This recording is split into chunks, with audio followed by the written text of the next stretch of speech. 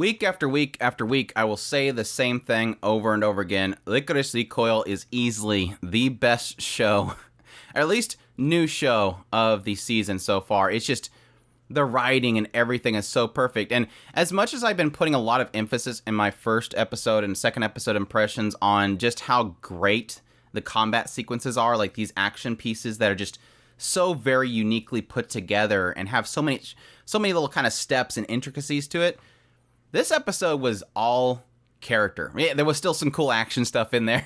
I especially love the whole scene where Chisato kind of starts schooling Sakura in the middle of the fight, saying, don't overextend yourself at, when you're this close range, really kind of playing with her as she's really kind of stalling the situation, knowing that Takana would eventually come to her. But yeah, it was just such a good episode just around Takana. And the interesting thing is that I got from this episode is, yeah, we've got good chemistry between Chisato and Takana. Again, the lethal versus non-lethal, the silly versus overly serious. Yes, the overly serious, long black-haired girl, which anime seems to really love. But no, what I got from this episode more than anything was the mindset of a Lycoris. The mindset of these children. And this is something that I really do, like one of the few things that I really do enjoy about child soldier stories, as much as I know people don't like them. Yes, I sometimes, when I see the whole lab experiment scene in a show, it's like, oh, we're doing the lab experiment character. This one is kind of doing it from a vantage point that I actually like. Similar to something like Gunslinger Girl. What I really love is getting into the mindset of a child who essentially is raised in an unnatural way. A child that's not raised in a normal home with parents and siblings and schooling and all that kind of normal stuff you get. These are orphans that are brought into a company, this organization, this hidden organization, and raised to be killers, basically.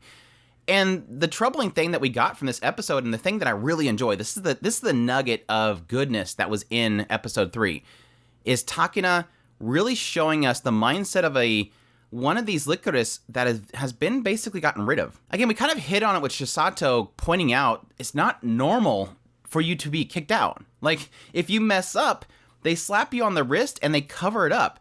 The public doesn't even know. There's nobody to scrutinize it. Yes, she didn't follow orders, but there was so much more behind the scenes happening. We, obviously, as the vantage point of the viewer, we knew something was happening in the background. Like I said, I put a lot of it into Yoshimatsu. I think he's doing something.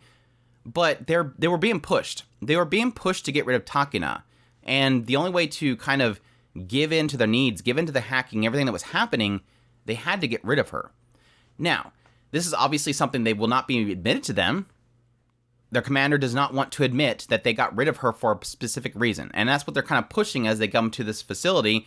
And they're wanting to speak to the commander, and they're saying, hey, look, I got evidence that the time was off. Like, there was something happening there. I got this extra proof. They don't care. Because, again, they're trying to get rid of her. But the thing that comes from this is what happens to that child. They got rid of her. What happens to her? And the thing that really hit me at some point when you had Chisato trying to encourage Takana, which is a beautiful scene, by the way. I loved the scene of them in this one area. Chisato puts it as this being the area. I knew you would be here because this is the area that all the Lycoris love. This is the place they enjoy coming to. And additionally, I remember the moment that I first came here. We all dream of the day that we get to go into the dorms of the DA. We all dream for that moment that we put on the uniform. Again, what it's hitting here, and this is what I really love, and this is a really beautiful scene, what they're hitting on here is that essentially Takana has been abandoned by her parents. If you think about it, these children are orphans. They have no parents. They're brought into this organization, and they're raised to fight for this organization. So you would assume this is their home. This is their family. This is their parents. This is everything to them. This is their whole life. And then that's what Takana really expressed in this scene is, I've lost everything. So this is why she's been such an angsty brat, is because she essentially was shipped off to some foreign family, and she wants to go back to her parents. And now when she's back there, and they're saying whatever she says, she's this big hope of coming back. I've proven myself. I've gotten evidence. Doesn't matter. We never said you can return. Like, that's literally what her mom says is, I never told you can come back home. When did I ever state that you could come back home? She's been abandoned. And this is this nugget that we're getting in this episode, is really getting into the mindset of these children with no home. And I love that, again, in this scene, it's such a beautiful scene with Chisato. She's essentially telling her, together, we'll move on. So what? Together, we'll move on. Like, she's trying to... Chisato, she doesn't say whatever. Chisato doesn't really discount her feelings. Chisato just basically says, look, don't go to the commander. They're going to just make up some excuse. Because Chisato basically points out that they had radio frequency issues. She was able to get that out of Fuki. And yes, even Takina confirms it. Yes, those radio frequency issues. That shouldn't happen. This is this big AI system that should not be hackable. This has all the secret information about the Lycoris. It should not be hackable. Something was happening, and they're trying to cover it up, and you're the fall person for it. And even though Takina wants to go to the commander and say, look, something is definitely fishy here, she's like, don't do it. They're going to give some excuse. What do I do then? Just move forward for now. Things can be gained by losing other things. And she says, I'm happy that I got to meet you. Because all this happened, something good happened. I got to meet you. Chisato's trying to make her focus on, come with me. Again, to what I was saying earlier, she's basically saying, I can be your family now. I'm happy that you're with me. I'm happy that we got to be together. I'm happy that we met. Let's move forward. Try out hanging out with everybody after the cafe closes. Try having fun there. And if you still don't like it and you still want to come back here, then we'll wait till that moment comes. We'll wait for that moment that something happens, that opportunity happens, that you can finally prove yourself worthy to them again. It's it was such a beautiful scene. I love them hugging her, and everybody looking, and her just being like, I don't care. And she lifts her up and spins around and just talks about how happy she was to meet her. It's a huge stark contrast to the, Fuki and Sakura beating at her constantly. And yes, even pointing out the fact that the girl that she supposedly put her life at risk, she feels like she was at fault. She knows that Takina was not at fault there. She got captured. She failed. Takina technically didn't kill her. She technically saved her in the end. It's showing how the organization itself that's supposed to be her parent, that she's so focused on, was in the end, somewhere deep inside there, not her family. But yet Chisato's here. Chisato wants to be her family. It was such a cute contrast. And like I said, just a very beautiful scene. And this is where things get really genius. This is the part that I absolutely love. Chisato basically saying, look, I'll be back.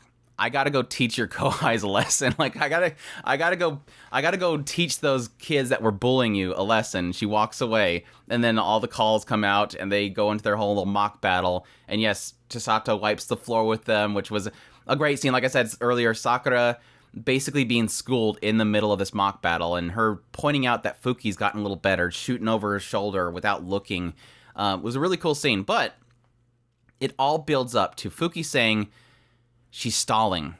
I know what she's doing. Fuki knows that she was waiting for Takina to show up. And as Chisato is sitting there and mocking them and teasing them to get their attention, that's when Takina shows up and doesn't just shoot her in the back. She purposely punches Fuki, goes to the front of her, and yes, Chisato between them, she knows Chisato will move. Like, she trusts her. Like, they both, at this point, are showing that they trust each other. And she shoots through her and hits Fuki. It was such a build-up, too, because as she's saying, she's stalling for Takina, basically, you get those views of Takina realizing, I have a home now. I have a home, and my sister is in the middle of a battle. I need to go help her.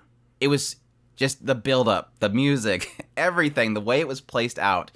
This, segment of, a minute and a half was just perfect. Yeah, like that Fuki later on mentions the idea that you could have just shot me in the back. She's like, yeah, but now we're even. Like, she purposely did it just to punch her. Which, yes, after this whole scene, we did get a little insight into what Chisato is. Yes, the big question mark that was obviously flaring up there is Chisato magical? Is she a witch? Is she a lab experiment?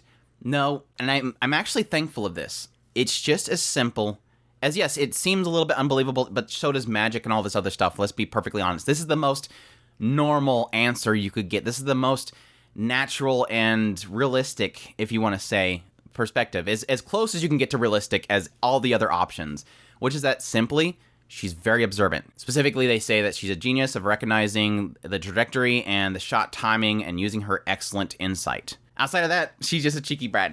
I like that part. Yes, she's super cheeky.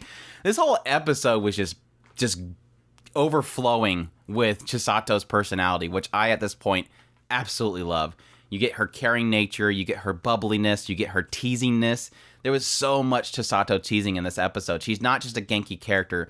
She's a cheeky brat, and I love her to death. She's so good. So we can probably say at this point we've broken Takina's Sun side, thankfully. I kind of noted also that it was kind of telling when you had the opening sequence. You have Kurumi, the shut-in girl, actually comes out and plays the games with everybody after the cafe closes, but yet Takina didn't. That shows you something of how output you are if this person beat you to playing with everybody. But it was an excellent episode. I love seeing that essentially the person that was at threat from Takina's actions really does respect Takina and does not believe it's her fault. But just some really good insights into the mindset of an abandoned Lycoris, which I think is absolutely fantastic. And I love this bond that we've created between Chisato and Takina. It's just overall just a fantastic episode. I really did love it, and I cannot wait for more. Again, like I said earlier, this is turning out to be one of my favorites of the season so far, but that's my thoughts on episode 3 of Lycoris Recoil. Hope you guys enjoyed this video. As always, if you did, make sure to hit that like button down below. Comment. Let me know what you thought of the episode. Did it hit you as good as it did me? Subscribe to the channel if you've not already. I have content for news, reviews, first impressions. If it's anime, it's pretty much here. Additionally, if you want to support the channel more, we have a Patreon link, a tips link, and a super thanks button down below. I definitely appreciate everybody that considers, and y'all take care.